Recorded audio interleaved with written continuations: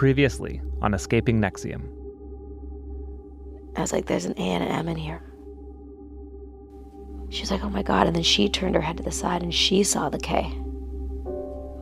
And then the R. And now I'm just like, what the fuck? Well, I have Keith's initials beside my vagina. Sarah Edmondson connects the dots. K.R. Keith Raniere. A.M. Allison Mack. Like, everyone's freaking out. Like, I should have been freaking out. How did I miss this? Sarah has Keith Raniere's initials burned onto her body. She gave devastating collateral to be part of what she thought was a women's-only group in NXIVM. Now Sarah is pretty sure that group, DOS, is run by Keith. What is he up to? What kind of person would do this? To try to answer this, I'm going to cover a lot of ground. What may feel like a wild ride. But stick with me. It's worth it. I'm Josh Block. This is Escaping NXIVM from CBC Podcasts Uncover. Chapter 3. Sex, Money, and Nazis.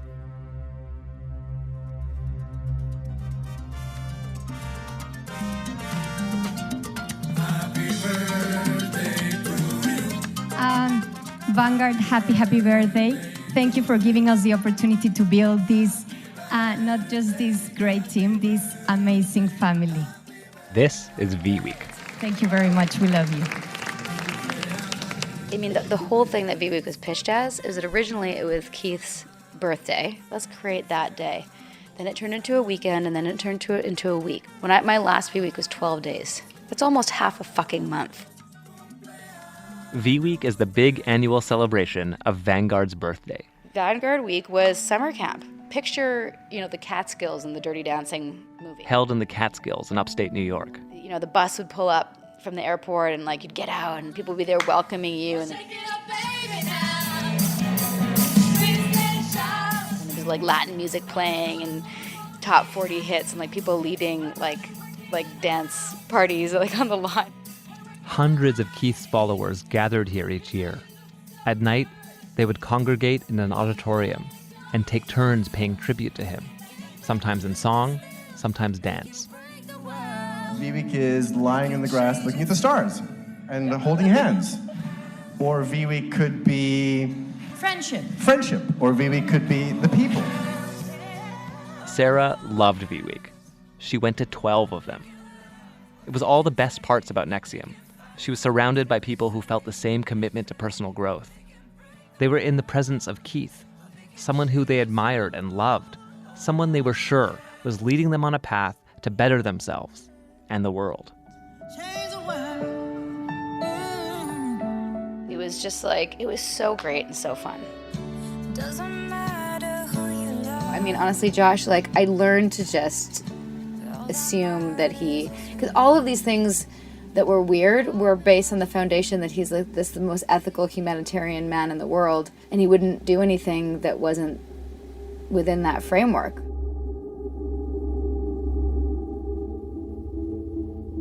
The FBI claims that Keith was using a self-improvement organization for darker purposes. Keith has pleaded not guilty to the charges against him, and his lawyers say they have evidence that will exonerate him. Keith rarely does interviews, nor do those who remain loyal to him, but I've tracked down former girlfriends, business partners, and followers who are willing to speak. Most of them are women. And through their perspectives, you can start to see that there was more to Keith than the person Sarah used to celebrate. Oh, is that the right way? Yeah. Check. 1 2 1 2 1 2. Yeah. Okay, standing outside the Roxy Hotel in New York. Let's go in. Hi. How's it going? So I didn't understand. You want to sit in my hotel room? Oh, just a quiet place. If you can't do it in your room, then... Can you take us back to that first time you met him? Tell me about your first meeting with Keith. He said to me, "You must be Barbara Boucher." And I'm like, "Yep, I am." I said, "And you?" And he said, "I'm Keith Raniere." And, when you meet Keith, There is this boyish charm about him and this quiet intensity. When Barbara Boucher joined NXIVM back in 2000, Keith told her she was special, that he had visions about her arrival. And he dropped the classic pickup line, "Here's a copy of my favorite Ayn Rand book. I want you to read it. Can you start reading it?" He said, "Because you're a Dagny. You're the heroine. You're a Dagny." And the Atlas shrugged. "And you have finally come here. And I knew you were coming." He said, "You're my You're Dagny. my Dagny." And I'm the book's hero, John Galt. It worked.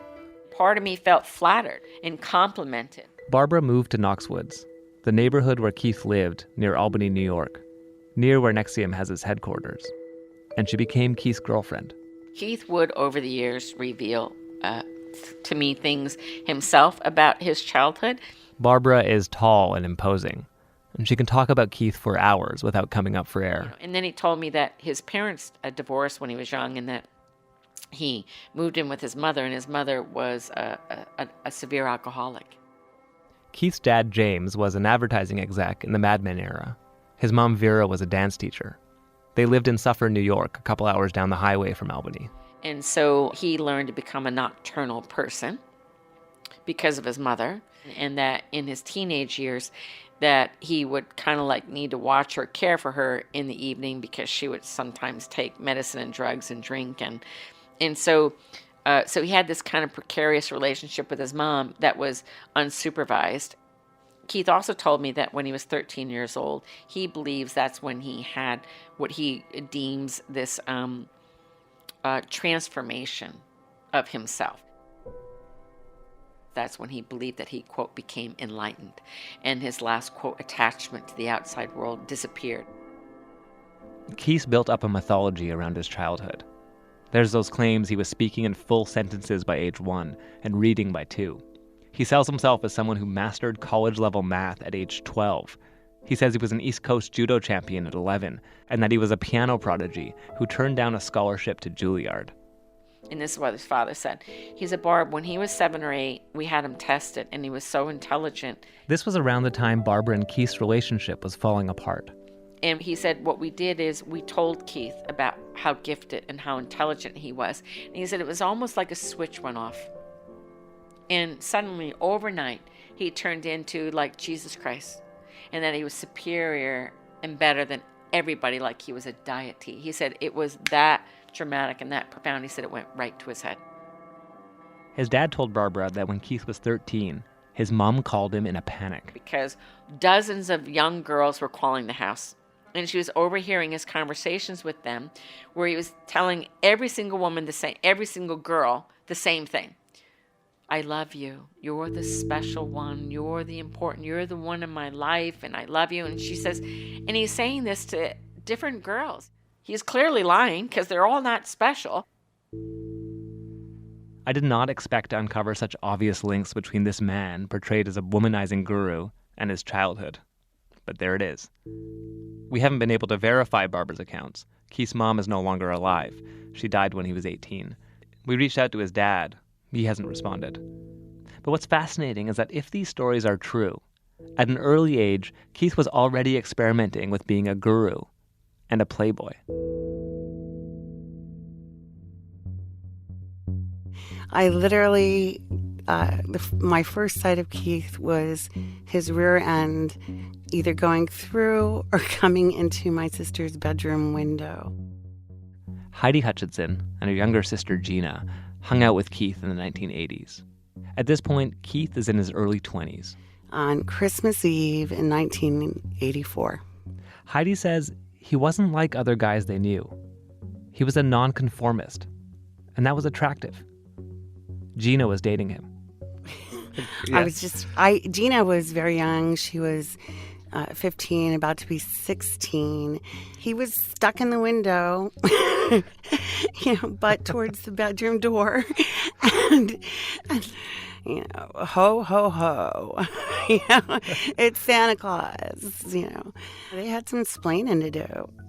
So Keith tried to play it to me and to our family as if he did have serious intentions for Gina, and he did, see her as his romantic interest possibly future wife. So a long-term committed relationship. Heidi says even their mother bought it, but it wasn't true. Gina eventually found out that there were others, and she was heartbroken. It was usury. It was, not right. Heidi and Gina would learn that Keith had multiple partners, including a polyamorous relationship with 3 women who became known as his spiritual wives and would remain with him for decades. Years later, polyamory became part of Keith's teachings, like when he told Sarah and Nippy that men are inclined to have multiple partners. But Keith does not sound like your typical Casanova. One of his friends at that time described him as pretty nerdy. We did math puzzles and stuff together for fun. We were good friends. We hung out all day, every day, lounging around in sweatpants and our hair messy. We hadn't had a shower. Eric Rude is now a computer programmer in Philadelphia. But for nearly 10 years, he was one of Keith's closest friends. He has always wanted to have some sort of money-generating machine going on where he could focus on non-business things, eventually do some, good with, do something constructive with. He was in Amway. Keith worked briefly for the multi-level marketing company Amway. Something about the structure of it captured his imagination. He dreamed of starting a company like it. Keith was fresh out of college. He was into yoga and Eastern philosophies, and his house became a kind of hippie hangout. There always seemed to be a group of people hanging around him. Like Gina and Heidi, they were mostly young women. And Eric says there was something about the way the women were acting around Keith. I don't know. Some people just seem to have stars in their eyes, and a lot of these young women who were interested in this sort of thing were very attracted to him, and they bedazzled with him or infatuated. One way Keith drew people to him was with talk of the human potential movement, the idea of unlocking people's untapped abilities and how it can bring about positive change in the world. I hate to use the word empower, but he would motivate them to fulfill whatever their gifts and talents might be, to pursue those, but to pursue them in a way that Keith benefited from their successes in their pursuits. This is an idea I've heard again and again. Keith listens very carefully as part of his charm. He makes you feel like you're the only person in the room, that you can accomplish anything, but that he also uses people around him for his own ends, that he wanted his own money-making machine. Heidi was there when he was working on the first part of this plan. Paint me a picture of what it was like to go over there. Everyone's, lounging around, and, Keith has got a notebook or he's got a Rubik's Cube, and there was planning and plotting and packaging of Keith as this guru. As part of his packaging, Keith took something called the mega test. If he did well, it would prove he had a super high IQ. It was a take-home exam. I was kind of shocked that the IQ test was an open book test. Keith scored 46 out of 48. In 1989, the Guinness Book of World Records listed Keith Raniere as one of the smartest people in the world. This became a huge selling point. And he milked it.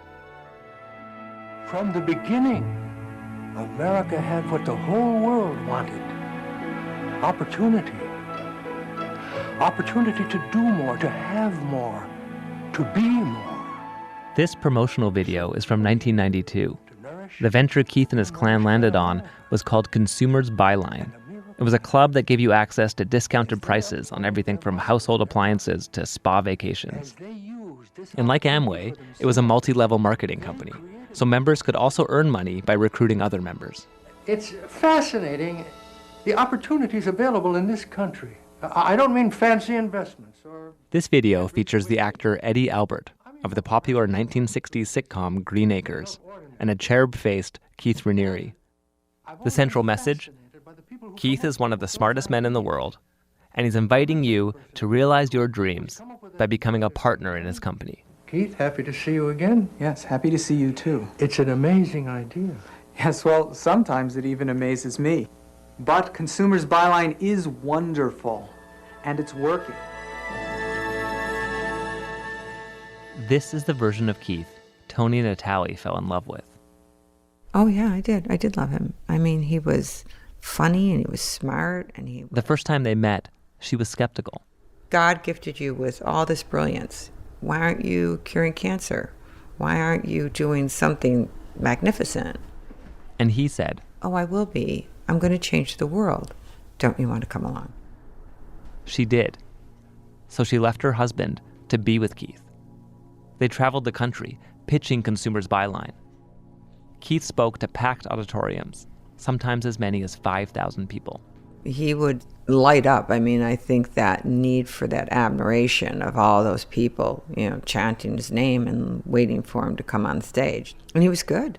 He was engaging and people loved him, and he would do Q&A till exhaustion. And he would go all night if he needed to, just answering their questions. Tony has a theory about Keith, that he uses women to prop himself up. He has systematically replaced each of the key women with someone with more connections, more accolades, more money. I say that he just keeps improving the last model. When Consumers Byline was shut down after authorities said it was a pyramid scheme, Keith started looking for his next project. And the next woman who entered his life with more accolades and more connections was Nancy Salzman, Lauren Salzman's mom. Tony was the one who introduced them. I think that Keith saw Nancy's ability to be able to manipulate people. He waited his whole life for her.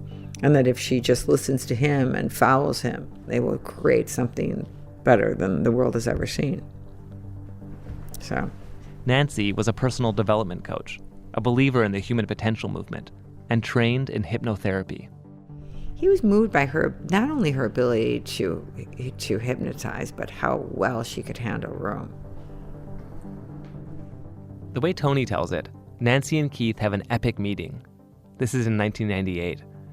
It spans 4 days, and when it's over, the Executive Success Program is born.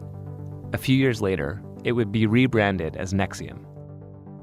We found this video of Keith talking about it online. When Nancy Salzman first met me and I was demonstrating the technology, she's very well versed in many human performance technologies. Like Consumers Byline, it will have a multi-level marketing structure, but selling personal growth instead of dishwashers. Nancy Salzman and myself, we wanted to do these results without talent, like a machine. Keith will be the resident guru and be called Vanguard.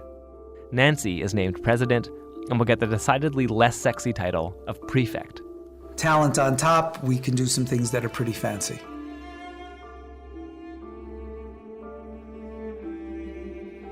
In 1998, as Keith Raniere takes on the role of Vanguard, Sarah is training to be an actor at Concordia University in Montreal. She is 7 years away from meeting Keith. And in those years, he will work on his new persona. He will not only promote himself as one of the smartest people in the world, but that he's enlightened. He's not just an entrepreneur, he's now a guru. He claims to be a renunciate, someone who has given up his attachment to all material things. He doesn't own a cell phone, and he's driven around by members of his inner circle. He sleeps most of the day and is up late into the night. He spends a lot of time filing patents for everything from rational inquiry in the SASH system to a Find My Phone app. He greets women in NXIVM with a kiss on the lips. He crafts hundreds of personal growth workshops. He hires PR consultants and people with political connections. He wants a global reach, though he's seen remarkably little of the world. He spends most of his time within a few kilometers of his home, but he's able to bring the rich and powerful to him. One of his biggest successes in the early days of NXIVM is enrolling Claire and Sarah Bronfman, heiresses to the billion-dollar Seagram liquor fortune. The Bronfman, can I say sisters? Yeah, sure. Please. Do you mind? Do either of you two mind now? The Bronfmans rarely talk to the press, but in 2009, Sarah and Claire spoke with Paul Vandenberg of 1300 Talk Radio, a private radio station in Albany. Sarah described her love of NXIVM. I took a training. I thought it was undoubtedly the coolest thing I'd ever done. The Bronfmans were a huge get for the organization. They brought money and prestige.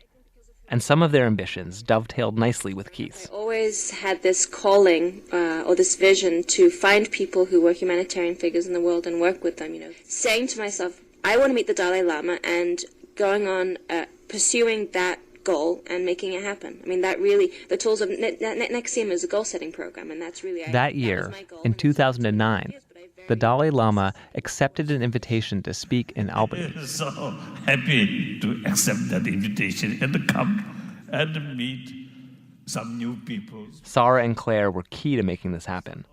Watching the video of the event, you can see Sarah and Claire sitting on stage with His Holiness. They are beaming. And making new friends, have an opportunity to share. Vanguard and Prefect sit in the front row, also beaming. Here is one of the most famous and respected spiritual leaders in the world acknowledging Keith. That's all. The next time there would be this much attention on Claire Bronfman was when she was arrested by the FBI in July of 2018 on charges including racketeering conspiracy. She has pleaded not guilty. Her lawyer says Claire was charged because the government doesn't agree with her beliefs.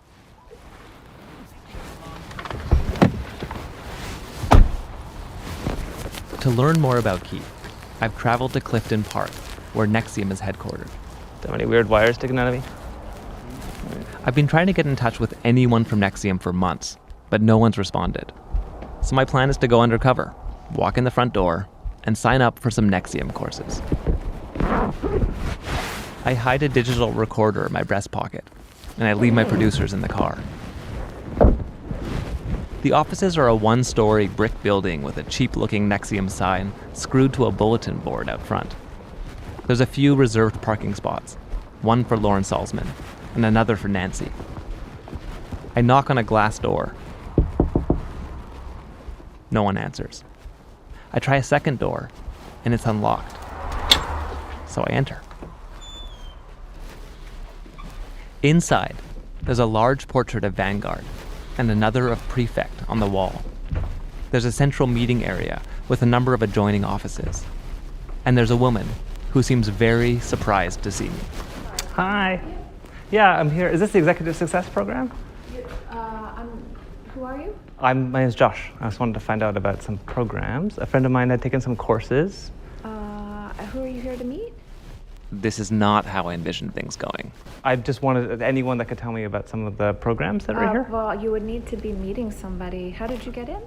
That door was just open, but I knocked on that door, but then that door was open. Well, I don't know who you're meeting. There's nobody here. I had heard new recruits were love-bombed, showered with warmth and affection when they signed up. There's supposed to be all kinds of excitement about bringing a new member into the NXIVM family.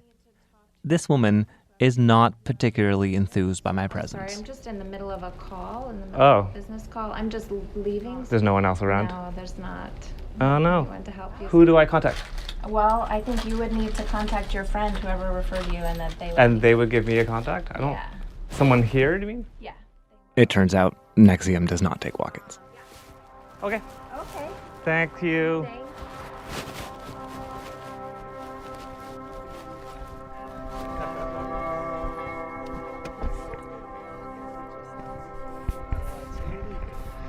Are we good with driving your car? Sure. It really was always like your salvation is right around the corner with the next class. Like, what if the next, I don't know how many times I heard, what if the next class is the one that resolves this issue for you? It was not just the rich and powerful who gravitated to Keith. Scott Starr was one of the people who fell so hard for the NXIVM promise. He moved his whole family to the area. He still lives close by, but he's no longer a member of NXIVM. We moved most recently from North Carolina up here to be a part of the community and to do more classes and to invest in personal development and really to be more humanitarian, do something like that in the world. Scott and his wife spent over $150,000 on NXIVM courses. So where we'll go is what they call the sports barn. Scott is taking me and my producer Kathleen on a drive. And I mentioned it was one of the weirdest parts. Scott's a triathlete. He's wearing a perfectly fitted gingham button-up shirt, as well as a vest. He looks like he just stepped out of an LL Bean catalog.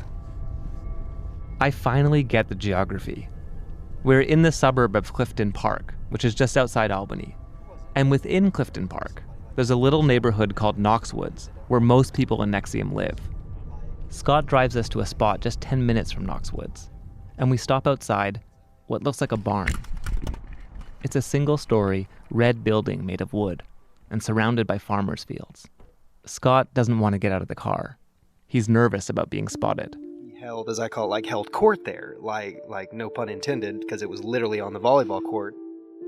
If Scott wanted one-on-one guidance, he would come here at midnight to watch Keith play volleyball. Every Tuesday and Thursday, this is how Keith made himself available to his followers. But so people would come to see him. And when I went, it was always a little awkward. I'm trying to picture this still, so it's like it's 15-16 in the volleyball game, and then suddenly someone comes up and is like, my inner deficiency is this, and I can't get through it, and so you pause the game and he starts talking to them? You know, in my experience, more like, okay, you know, there's 10 people on the court, they just finished their 5th game, and they always play 7, so hey, go ask your question real quick. Your coach or something might say, well, come to volleyball and ask Keith, I'll give him a heads up that you're going to come. It's probably going to be 3 minutes long, and look for your opening. So it does create this sense of, 15 people on the sidelines sitting there waiting for their chance. Okay, yeah, now is my chance. An excitement, or at least a tension, if you will, of doing that. And I mean, the sports barn is like barely heated, and people coming in all hours of the nights, like the parking lot would be full at 1 a.m. So it just, again, it was a weird thing, but kind of cool in that way, Cool at the time, until he learned about another side of the company.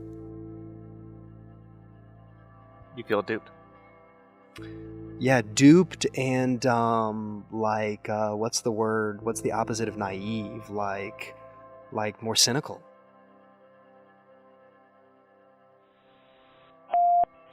I call Sarah and let her know I'm here in Knoxwoods. Hey guys. Hello. You're on speaker in the net. Hey, I'm standing in Knoxville. Oh! Sarah and Nippy rented an apartment close by and spent at least a few months here every year. By the time they left NXIVM, they were in the process of finalizing plans to move here. This is so weird that you're in Knoxwoods because of this whole thing. It's crazy. All right. Okay, take care. Bye. I'm trying to see the place through Sarah's eyes and imagine how she saw Keith. On first glance, nothing unusual stands out here in Knoxwoods. Homes that belong to NXIVM members are scattered around the neighborhood. It's quaint. Well, it's faux quaint, like any suburb.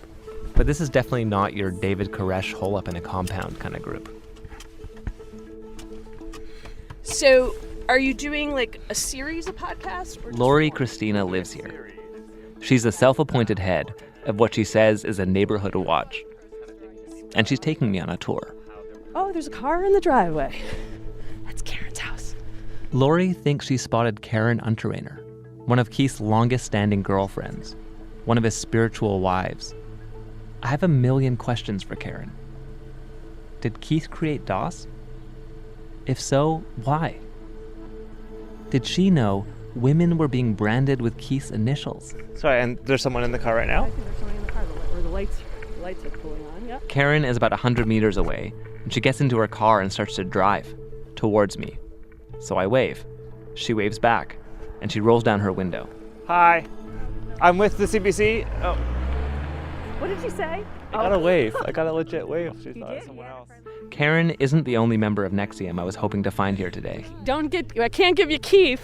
Last time I got Keith. We've heard rumors Keith left the area. Just, people when they see him watching will text me and say, hey, Keith's walking. A week after we return home from this trip, he's arrested in Mexico.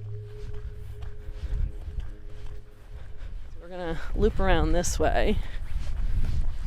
And that is apparently, if what Sarah remembers, is where the branding may have taken place. And it's strange to be standing here. This is the home where Sarah says her and 4 other DOS slaves were led blindfolded. This is where the branding took place.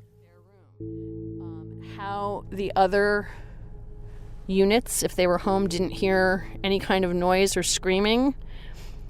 It's kind of crazy, right?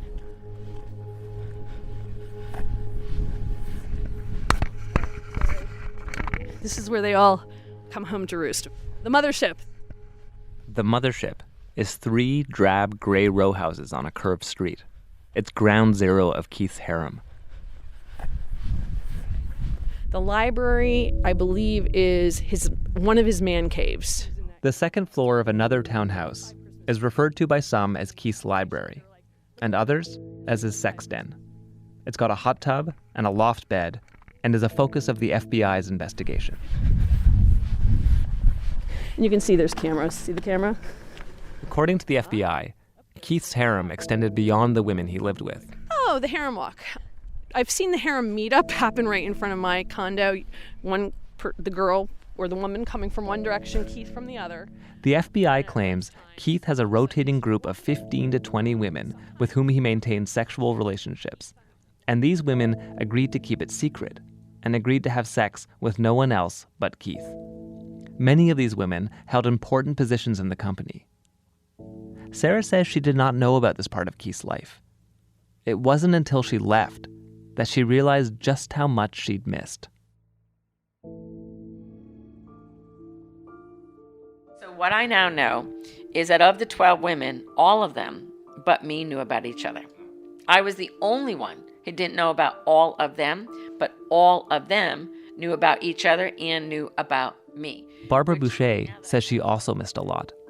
She was Keith's girlfriend for 8 of the 9 years she was in NXIVM. She was the woman who Keith seduced by lending her his copy of Atlas Shrugged.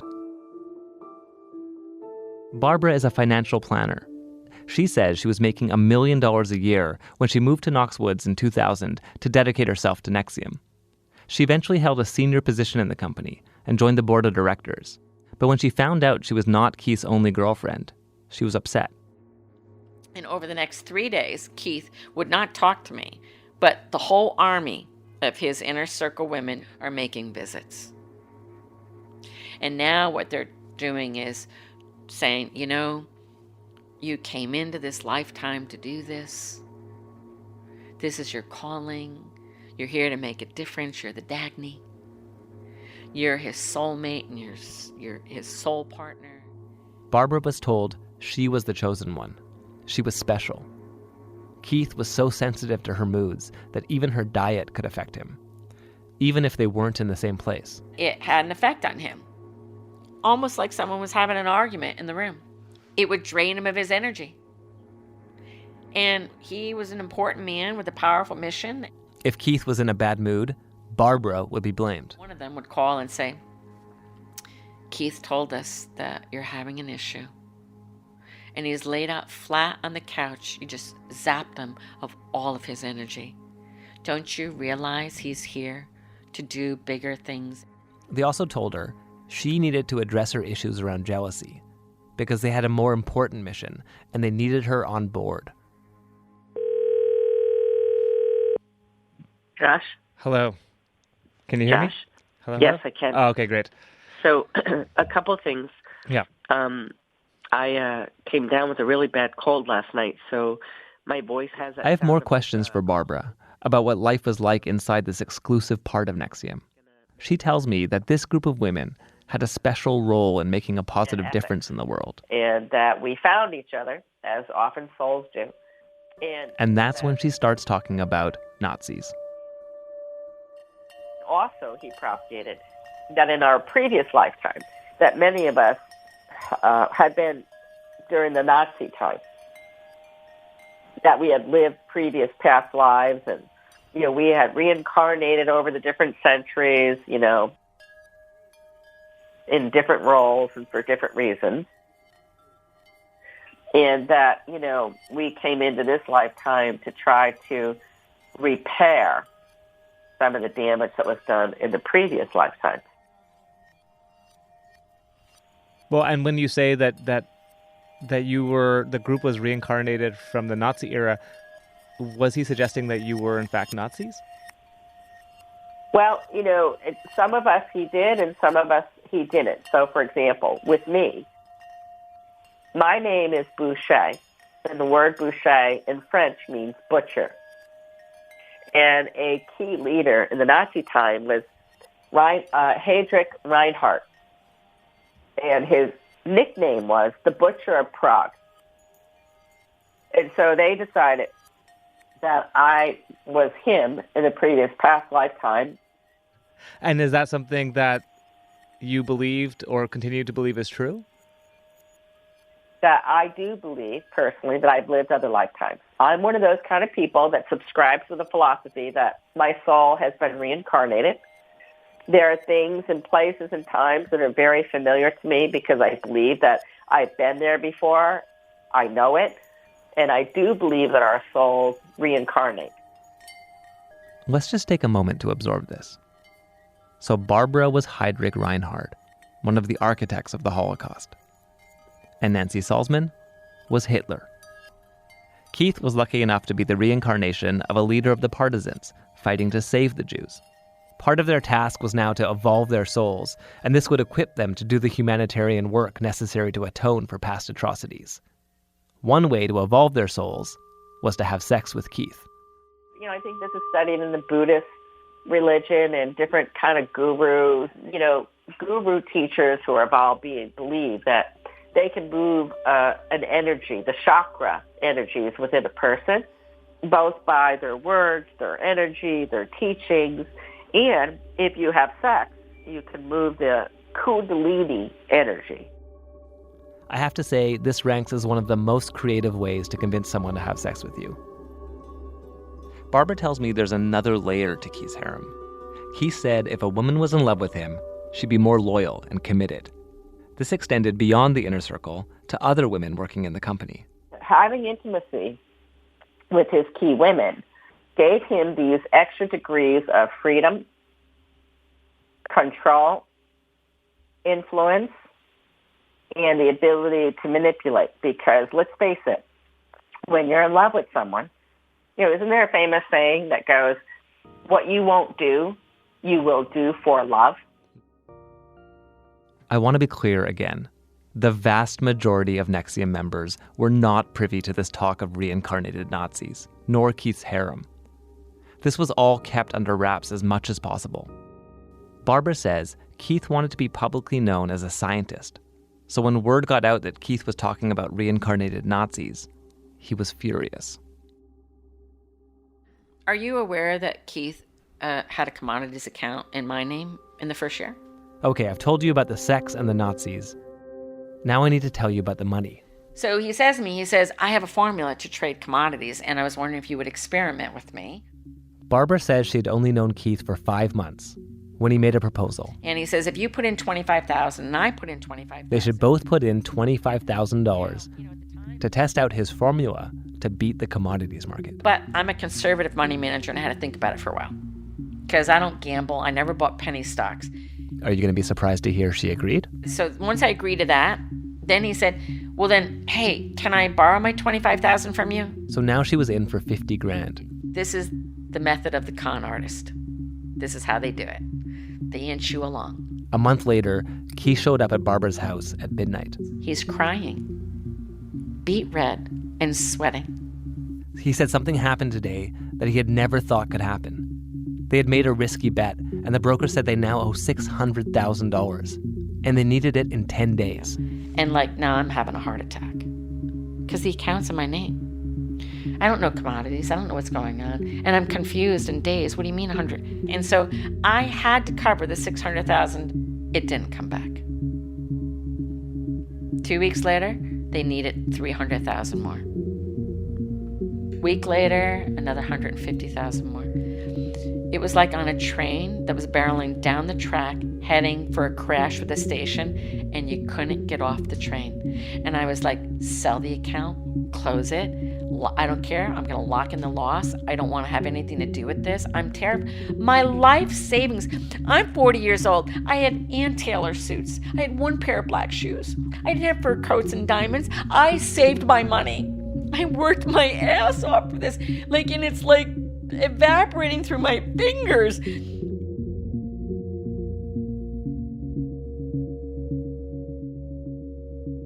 Barbara says she lost $1.6 million. But like so many other women in Keith's life, she stuck around. And Keith didn't stop trading on the commodities market. If Barbara had a lot of money, Sarah and Claire had more. He turned to the Bronfmans. Barbara said he pitched them on a plan to expand the reach of the company by making a fortune on the commodities market. Barbara says Keith borrowed $65 million from the Bronfmans, and he lost it all. In an interview with the New York Times, Keith denied the amount was that high. Barbara says she doesn't know whether he ever paid it back, but she was in the room when he explained it was Claire's fault he had lost the money. He said Claire committed an ethical breach when she spoke with a reporter from Forbes magazine about NXIVM. The 2003 article upset their dad, Edgar Bronfman Sr., and Keith claimed as punishment, the billionaire manipulated the commodities market to ensure Keith would lose the money. What did you observe was Claire's response? My impression was that they believed him. I, on the other hand, thought it was a crock of shit.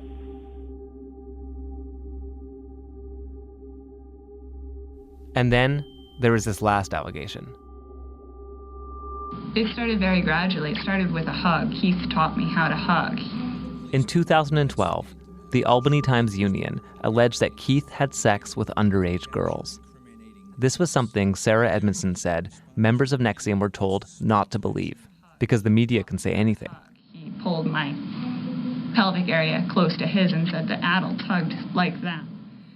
This woman spoke to the Albany Times-Union newspaper in 2012. They agreed to withhold her name. She said she was 12 when she met Keith. He was 30. This recording of her interview was posted online. I met Keith Raniere shortly after moving to Clifton Park around 1990. The woman said her mom was involved with Consumers Byline. I was looking to make some extra money, so she got me a job stuffing envelopes. And then I got to meet Pam Kafritz and Karen and Kristen and Keith, and they offered me a job walking Pam's dog for $5 a day, twice a day. So I started going to their house to walk the dog, to pick him up and walk him in the morning before school and after school. During that time, I got to know Keith. He offered to tutor me in algebra and Latin. Shortly after the tutoring started, a sexual relationship began between Keith and myself. It happened at various locations, mostly in his office at Rome Plaza, in the elevator, in empty business offices in Rome Plaza, in a broom closet, janitor closet, and also at the house where Pam Kafritz, Kristen, and Karen lived with Keith. That relationship continued from the age of 12 till 13 when I ran away and was eventually placed. The woman told the Times-Union she had around 60 sexual encounters with Keith. 2 years later, she went to the police to file a complaint. The police did not pursue an investigation, and charges were never laid. The FBI claims Keith had sex with several teenage girls in the 80s and 90s, though Keith is not facing any criminal charges related to those claims. When Heidi Hutchinson caught Keith climbing into her sister Gina's bedroom, Gina was not yet 17. Under New York state law, this was statutory rape. Gina didn't go to the police. There was never an investigation. I have to rely on Heidi's accounts because Gina died by suicide years later.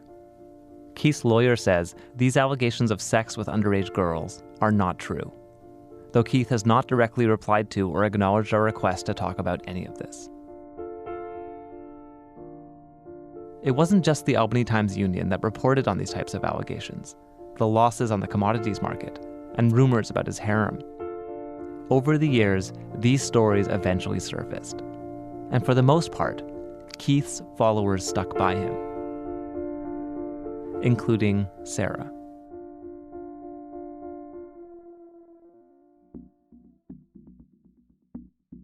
It's hard to pin down the exact moment Sarah changed her view of Keith. I'd pictured there being a sudden awakening, where all the allegations about Keith snapped into focus, and she decided to leave. But it seems Sarah experienced it more like a slow burn over a couple months while she was in DOS. If there was a decisive moment, a final push out the door, it came from Mark Vicente, the man who first recruited her, who had become her business partner and friend. Mark Vicente got me in and got me out. He had an important piece of the puzzle. and it caught Sarah off guard. He told her that women in DOS were being instructed to sleep with Keith. And that's when I was like, oh my God, what am I in? What is this? Then certain things started to click. Oh God, I was such a basket case. So this is when I stopped sleeping, because the rug had just been pulled out from underneath me, and I think it was in the middle of I was running the middle 5-day. I was running a training in Vancouver at the center. I was in the middle of the training, going in and having to EM people, and I had to get through the training. I didn't know the magnitude of the situation. I just knew that I wasn't gonna continue with anything. It's like I already knew that I wanted out of DOS. Now I recognized. Now it made sense. Like Keith created this faux women's empowerment program within the structure of NXIVM to maintain loyalty and to feed his sex addiction. That's just so not what I thought I was a part of. Did you ever have sex with Keith? Oh, God, no. No, I've never had sex with Keith. Ugh, it makes me want to barf. No offense to the women who did. It was actually one of the things that I said to people when they said, but what about these allegations of a harem? I said, if you had a harem, don't you think I'd be in it? I know that sounds crazy, but I was like really, if he was going to hit on everybody, don't you think he would have hit on me? And he hasn't done that. He's been nothing but polite. What I didn't understand, I say that in a jokey way, in a kind of narcissistic way, but I thought really if he was such a douchebag, he would have put it out there. What I didn't understand, and I can't prove this, it's just caveat, my opinion, he doesn't put it out there in a traditional propositional way. He puts it out there by offering business opportunities.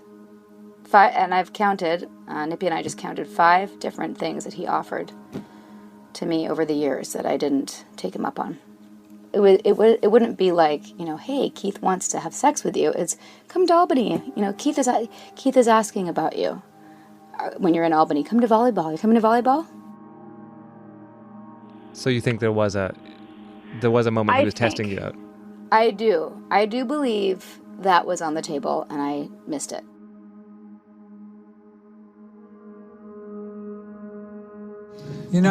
Authenticity and creativity are an interesting match. We don't like to think of ourselves as robots. Mm-hmm. And if you are coming off as robotic, most people say that's somehow inauthentic. There has to be an inauthenticity. There's a series of videos posted online called Conversations with Keith. This one is with the actor Allison Mack.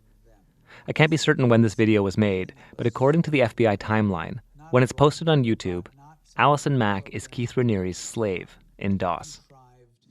So when someone's being authentic, you get the feeling that not only that there's a person there in the moment, but somehow you reach into their very essence and you meet a unique individual. Mm. Allison and Keith are sitting across from each other at what looks like a dining room table. She's enraptured and hangs on his every word. I don't know why. That makes me want to cry. It's beautiful. Sorry. Among its claims, the FBI says Keith was the one who created the secret women's group. The FBI says some DOS slaves believed their collateral would be released if they didn't follow instructions to seduce Keith. And it names Allison Mack as his co-conspirator. Her charges include sex trafficking and racketeering conspiracy. And like Keith, she has pleaded not guilty. Her lawyer tells us she disputes the alleged facts of the case and that she expects she'll be vindicated. I think these are all things that we strive for. We strive as individuals, we strive to break through a type of existential isolation. We want to touch someone. We want to know that other people have souls. We want to experience this. We want to experience connection. Okay. But why do you think that's so emotional for me? Yes. I don't know. I think because it seems like it's something that I feel like I wanted. Authenticity, and I in a silly way, it's like that's where love is. Like that's where like two souls can like come together without any sort of barrier or boundary, and somehow there's completion or not aloneness or a transcendence in some way.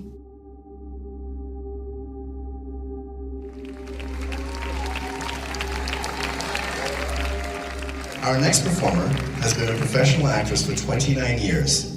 And although she always loved to sing, she just recently began taking the study of voice more seriously. She's been singing with Simply Human under the guidance of Mr. Raniere for the last 5 years. And now, Allison Mack. This is for my Mexican sisters. Dicen que por las noches no más se la iban puro llorar. Dicen que no comía, no más se la iba en puro tomar. Juran que el mismo cielo se estrella. I was thinking about how, like, you went to 12 V weeks. You celebrated his birthday 12 times. You were teaching his curriculum. You were making him a ton of money. When things started to change, when you start to realize that the organization was not what it seemed to be, I felt hugely betrayed. It was like everything, over the 12 years, there were so many allegations and, media reports about who he was. And I went to bat for him and saying, that's not who he is. And the stupidest logic, I say stupid because the people inside are still using this logic. My logic was, I've never seen him do that. I've never seen him sleep with all these women. I've never seen him, rape an underage girl. I've never seen him be anything but X, Y, and Z. And then now I'm like, that is not a logical premise for understanding or knowing someone. I didn't live there. I didn't see his daily life. I trusted the people around me that he was who he said he was, and I went to bat for him and put my face and my name out in the world as a stamp of approval for NXIVM while he's doing this shit behind the scenes. It's a huge betrayal. And incredibly embarrassing.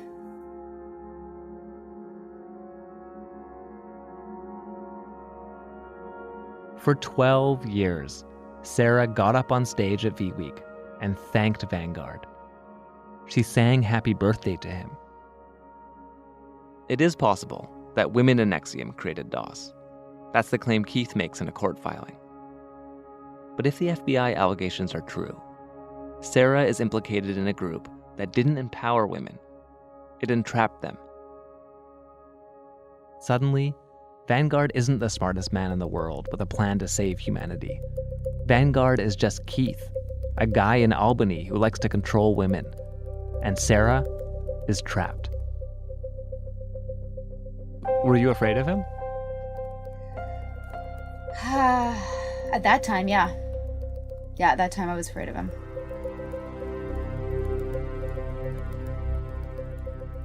On the next Escaping NXIVM. There's nothing you can really do to protect yourself against them coming after you other than giving them no reason to come after you. You were going to be lured into Mexico, and when you got into Mexico, they were going to put you in fucking prison. I've been shot at because of my beliefs. Right. I've had to make choices. Should I have bodyguards? Should I have them armed or not? Accidents happen. I'm really careful.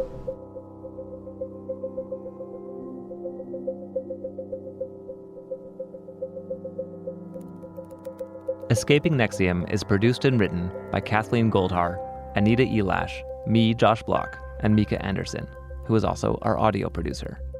Heather Evans is our senior producer, and Arif Noorani is the executive producer. Get the series for free wherever you get your podcasts. We're at cbc.ca/uncover. If you want to discuss this story with others and get the latest updates, become part of our online community by joining the Uncover Escaping NXIVM Facebook group or following us on Twitter at UncoverCBC. What the world needs now is love, sweet love. It's the only thing that there's just too little of. See, they So know. sweet. They know. I don't know what that is. I have no idea. It's Fee Week.